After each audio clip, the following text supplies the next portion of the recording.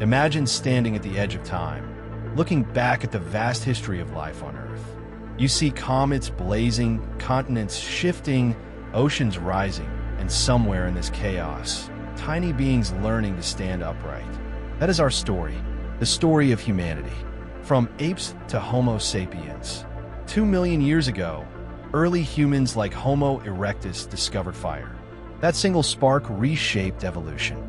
Fire gave warmth, protection, and cooked food, unlocking calories that fueled bigger brains.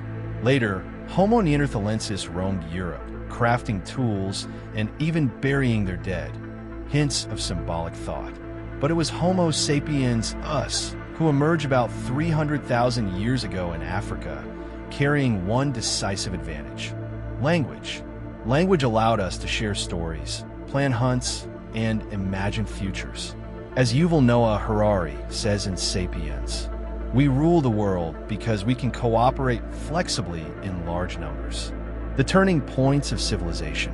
Agriculture. 10,000 years ago, humans domesticated plants and animals, giving rise to villages, then cities, then kingdoms. Writing and mathematics allowed history to be recorded, trade to flourish, and laws to be enforced. The scientific revolution, 1500s onward, Copernicus, Galileo, Newton, humanity learned to question, measure, and predict. The Industrial Revolution, 1700s, 1800s, steam, machines, and electricity multiplied our power. The Digital Revolution, 20th century computers, internet, and artificial intelligence. Information became our greatest resource. Each step lifted us higher, but also carried dangers: inequality, war, climate change. The human uniqueness. Think about this. Millions of species have walked this earth. Dinosaurs, mammoths, saber-toothed cats. But only one species built rockets, telescopes, and cities of glass and steel. Why? Because we are not just problem solvers. We are dreamers. We imagine gods, nations, and futures that don't exist. And then, we make them real. Carl Sagan once said, "We are a way for the cosmos to know itself." But now, the cosmos may be writing its next chapter, and it might not include us. Transition to Chapter 2. The story of humans has always been about transformation, from stone tools to steam engines to smartphones. But today, two forces, artificial intelligence and genetic engineering, threaten to transform us beyond recognition. Are we at the end of the human story, or at the beginning of something entirely new?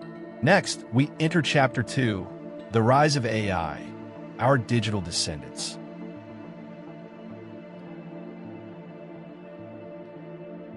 If the story of humanity is a story of tools, then artificial intelligence may be the last tool we ever invent. The birth of artificial minds. The idea of machines that can think is not new. In 1950, Alan Turing, the father of computer science, asked a simple yet haunting question: can machines think? What began as abstract mathematics turned into code, and code became algorithms. Today, those algorithms are writing poems, diagnosing diseases, driving cars, and even composing symphonies. Think of this. It took us millions of years to evolve language. But in just a few decades, we've built machines that can process all human languages in milliseconds. AI in our everyday lives. Most people don't realize it, but AI already runs your life. Netflix predicting your next binge. Google Maps calculating traffic patterns. Chatbots handling millions of customer queries. Algorithms deciding who gets a loan or even who gets a job interview. And yet, this is just the beginning. The latest breakthroughs in generative AI mean machines are no longer just tools. They are creators. From narrow AI to general intelligence. Right now, AI is what we call narrow. Good at specific tasks like playing chess or detecting tumors in medical scans. But researchers are racing toward artificial general intelligence, AGI, a system that can learn and adapt across all domains, just like a human mind. Elon Musk has warned, with artificial intelligence, we are summoning the demon. Because once a machine can think, strategize, and improve itself, it could surpass us. This is the idea of the intelligence explosion, a runaway loop where machines design smarter machines at a speed humans can't match. The double-edged sword. But AI is not just about danger. It is also about possibility. In medicine, AI can scan millions of genomes to find cures humans would never see. In climate science, it can model Earth's future with breathtaking precision. In education, AI tutors may teach billions of children, personalized to each mind. The question is not whether AI will reshape our future. It already has. The question is, will it shape us out of the story? Transition to Chapter 3. For the first time, we face the possibility that our digital descendants, not flesh and blood, but silicon and code, may carry the torch of evolution forward. But AI is only one side of the coin. On the other side lies genetic engineering, not creating new minds, but rewriting our very bodies. Next, we open Chapter 3, CRISPR and the Redesign of Humanity.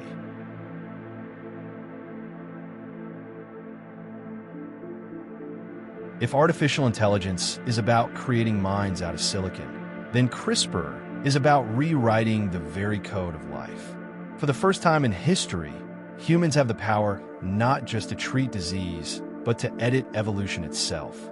The discovery of CRISPR. CRISPR, short for clustered regularly interspaced short palindromic repeats, sounds technical, but the concept is surprisingly simple. It's like a pair of molecular scissors. Scientists can cut DNA at precise points and replace faulty genes with healthy ones. Jennifer Doudna, one of CRISPR's pioneers, once described her realization with chilling words. I had a dream where someone asked me to explain CRISPR, and the person asking was Adolf Hitler. Her nightmare captured the truth. This tool is as powerful as it is dangerous. The first experiments. In 2018, Chinese scientist He Jiankui shocked the world when he announced the birth of twin girls whose DNA he had edited with CRISPR. His goal? To make them resistant to HIV. The result? Outrage. The global scientific community condemned the experiment as reckless. The children, now known as the CRISPR babies, carried changes that could echo through their descendants. This was no longer science fiction. Humanity had crossed the line into genetic engineering. The promise. CRISPR holds breathtaking potential to cure genetic diseases like cystic fibrosis or sickle cell anemia, to engineer crops that resist drought and pests, ending famine, to protect species from extinction by reviving genetic diversity. Imagine a world without cancer, without Alzheimer's, without hereditary blindness. For millions of families, CRISPR is not a threat. It is hope, the peril. But there is a darker side. If we can edit out disease, what's to stop us from editing for desire? Taller children, enhanced intelligence, designer babies, customized like products in a catalog. And here lies the terrifying possibility.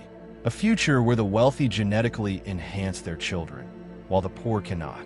A genetic divide between the edited and the natural, as bioethicist Julian Savulescu warns. We could be creating a new eugenics, not by force but by choice. Where we stand today. Already, CRISPR is in clinical trials. In the US, patients with sickle cell disease are walking free of symptoms for the first time. In agriculture, CRISPR rice that resists climate change is being grown. And companies are exploring gene drives that could wipe out malaria-carrying mosquitoes. The question is no longer if CRISPR will reshape humanity. It is how, and who gets to decide. Transition to Chapter 4. We now live in a world where both AI and CRISPR are rewriting what it means to be human. But what happens when these technologies collide? When artificial intelligence doesn't just write code for machines, but begins to write code for life itself?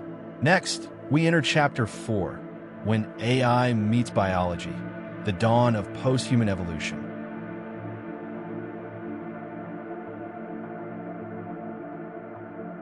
We've seen how artificial intelligence can outthink us.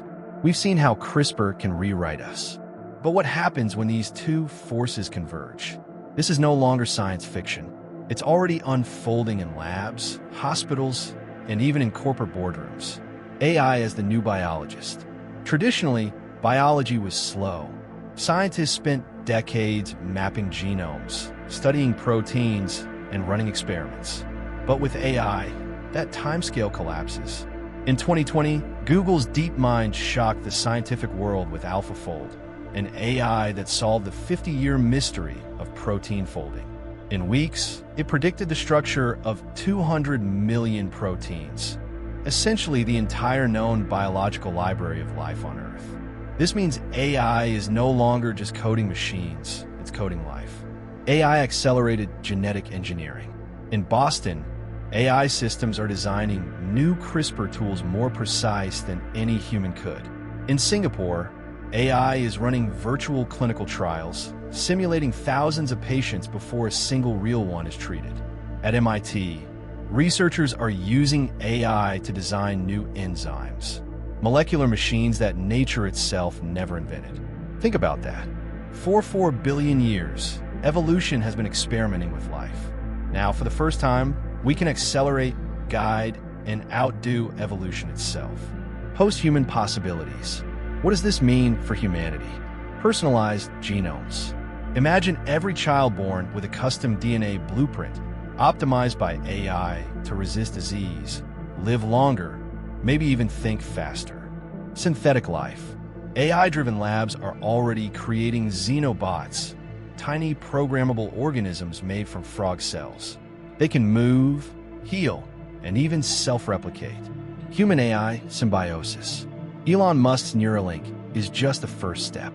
In the future, AI may not be just in our phones or labs. It may be in our bloodstream, optimizing our biology in real time. Warnings from the edge. Of course, with great power comes existential risk. Who controls these systems? Governments? Corporations? Military labs? What if AI designs a virus, not a cure? What if the first post-humans are engineered not for health, but for war, profit, or control? Science fiction author Yuval Noah Harari warns, for the first time in history, evolution is in the hands of intelligence, and not necessarily human intelligence. Transition to Chapter 5. So, where does this leave us? We're no longer passive passengers in the story of life. We are becoming its editors, its engineers, its gods. But gods are dangerous, especially when they don't know their limits. Next, we enter Chapter 5, Post-Biology, Life Beyond Flesh. A future where biology itself may be optional, and humanity faces its most profound identity crisis.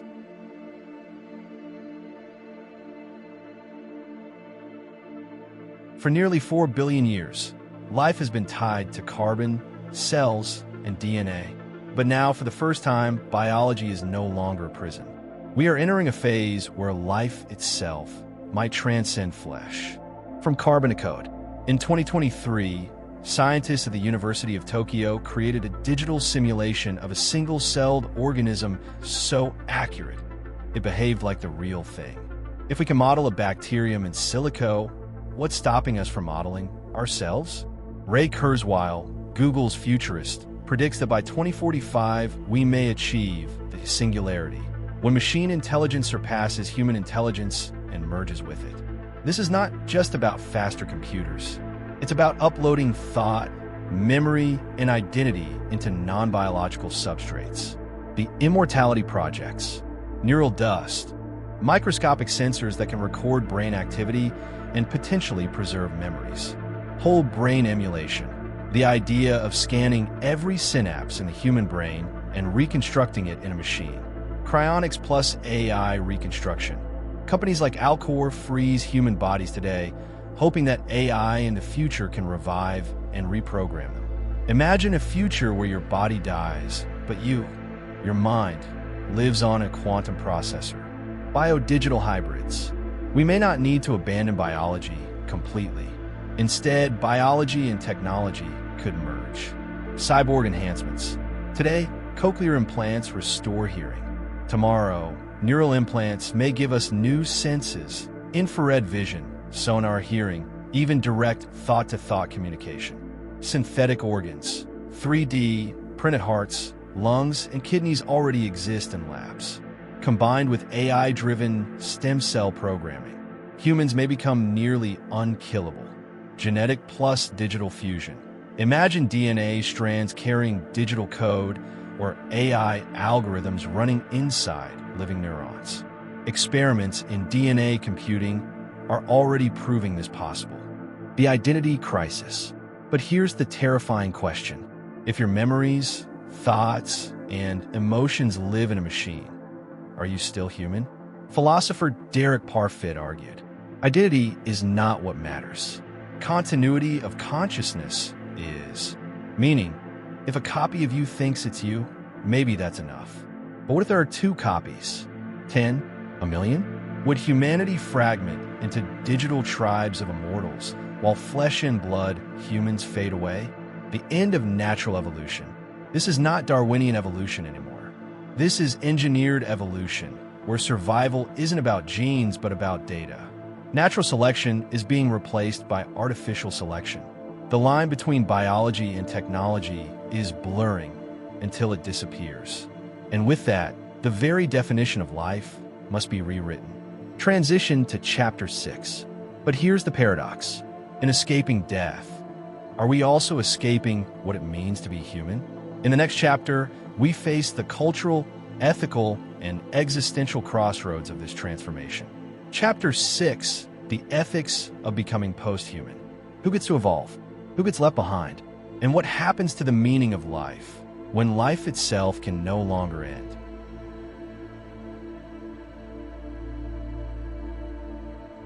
Up to now, we've explored how AI, CRISPR, and biodigital fusion could free humanity from biology. But here comes the hardest part. Who gets to evolve, and at what cost? The inequality problem. Every great leap in human history has widened inequality. The printing press spread knowledge, but only for those who could read. Electricity transformed societies, but left rural regions in darkness for decades. Now, with AI and genetic engineering, we face the greatest gap of all. Those who can afford enhancements may live longer, stronger, smarter lives. Those left behind could remain vulnerable, sick, and mortal. Imagine 2 species, the enhanced and the naturals. Not metaphorical, but literal. Could this be the new caste system of the 22nd century? The morality of playing God. Religions and philosophers have always warned against humans playing God. And yet, we already do. Vaccines altered nature's course. Organ transplants defy death. IVF gave life where none was possible. But CRISPR raises a sharper question. Is editing out disease responsible medicine? Or is choosing your baby's eye color designer vanity? Chinese scientist He Jiankui shocked the world in 2018 when he announced the birth of the first CRISPR-edited babies. The global response? Outrage. Not because of the technology itself, but because of the ethical leap taken without consent from society at large. The power struggle. Post-human evolution won't just be a scientific issue, it's a geopolitical one. If one country allows genetic enhancements, others may follow to stay competitive. AI-driven biological upgrades could become the new nuclear arms race. Corporations may patent enhancements, making immortality a subscription service. Should life itself be privatized? And if so, who owns the future of humanity? The loss of meaning. Here's the paradox. If death disappears, does meaning disappear with it? Philosopher Martin Heidegger argued that the awareness of death is what gives life urgency, purpose, and depth. If we stretch existence to infinity, will love, art, and ambition lose their fire? Will boredom become humanity's final enemy? The moral fork in the road. So humanity stands at a crossroads. Reject enhancement and preserve natural humanity, but risk extinction from disease, disaster, or obsolescence. Embrace enhancement and become post-human, but risk losing our identity, our equality, and our meaning. Neither path is safe. Neither path is certain. But one thing is undeniable. This decision cannot be left to scientists or billionaires alone. It must be a conversation for all of us, the species at stake. Transition to Chapter 7. And so, as we near the final chapter, the question sharpens. Are we the last humans or the first post-humans? In Chapter 7, humanity's last choice will confront the ultimate decision: to evolve or to vanish.